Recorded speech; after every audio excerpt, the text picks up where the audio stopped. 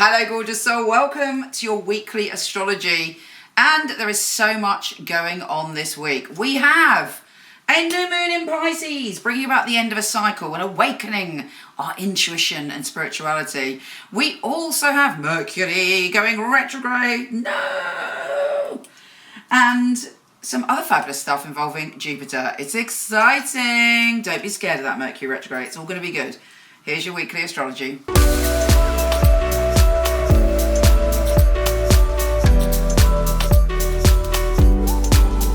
Gemini, you are redefining your sense of what it is to feel powerful, to feel strong, to feel fearless this week. Okay, we have Mercury retrograde, and for you, Mercury retrograde is in your career zone. So there may be things that around your work this week that irritate you. There may be misunderstandings, emails, delays, missed meetings.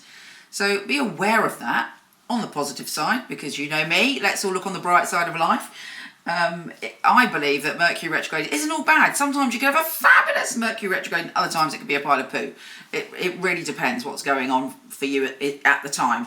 And on this occasion, it may be that you get an opportunity from the past coming back, because Mercury retrograde brings back past conversations as well. Perhaps a job that you were involved with gets back in touch, or an old contact gets in touch. Of course, make sure it's on the level. But, you know, lots of interesting things around your career. And anyway, we have Jupiter, the planet of good fortune, in your power zone, in your life, death, rebirth zone, in your primal zone. And that is sextiling Neptune in your career zone. So your career is very important at the moment. Or, you know, if let's say you're retired or you're not interested in career, it's about who you see yourself in the outer world. You know, what you see your currency is. It may be that you want to live off-grid and live in the forest and don't give two hoots about anything material or structured. But even in that environment, you know, there's a place for viewing yourself from the outside, saying, who am I and what am I putting in? What am I achieving? You know, so achievement doesn't have to be patriarchal. Anyway, waffle over. At the end of the day, Jupiter, the planet of good fortune, wants you to expand, wants you to grow. And this sextile is showing you, is backing up on a spiritual level your career, while Jupiter is going, you can be in your power, right? So it's about you opening up, and then Neptune's going, follow your soul purpose when it comes to your career. Be true to yourself. There may be a whole another level of creativity awakening within you. There may be a strange coincidence which kind of shows you what it is that you should be doing or how you could be expressing yourself. It doesn't have to be, as I say, it can be very artistic, it could be a creative awakening, because Neptune is very deep, very spiritual, very flowing. We then have Venus, the planet of love, in your social zone, squaring Jupiter in your primal zone. There may be someone you're attracted to in a crowd this week, or somebody that you work with, or even in a friendship group where you suddenly go, hello, bit of chemistry. Or perhaps you find a way to stand in your power within a group. But, you know, it is a square. In this particular square, it's not that negative, but it does create a lack of boundaries and a lack of discipline, and a lack of self-discipline. So keep your eye on that.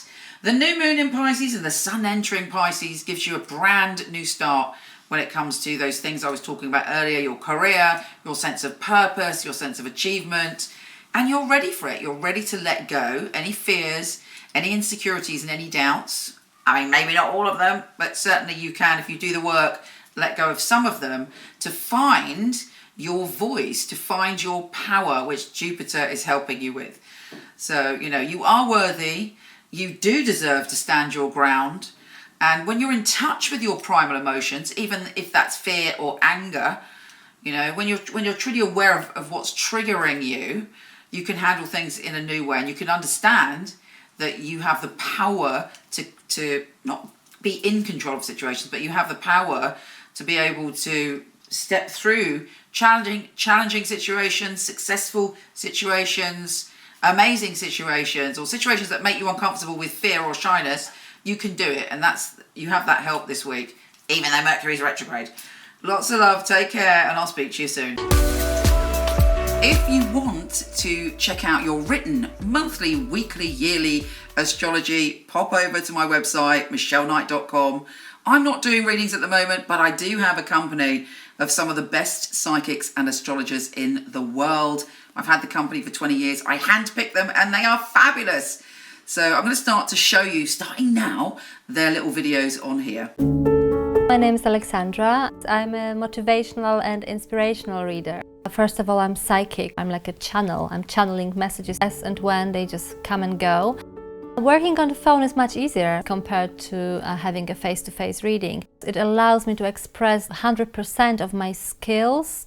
I pick up the phone and I need to hear the voice. They don't need to tell me anything. I don't need to hear any details from them. I just dive straight into the messages I'm getting, describing their current situation so that they get some validation, that I know what I'm talking about. I'm non-judgmental and very much patient and understanding. Don't involve my views on the situation, obviously. It's good to hear that people come back and telling me that things did happen as I predicted they would, or thanking me for the advice I've given them. This is the biggest satisfaction in this work. So that's the whole point. This is the whole value of what I do.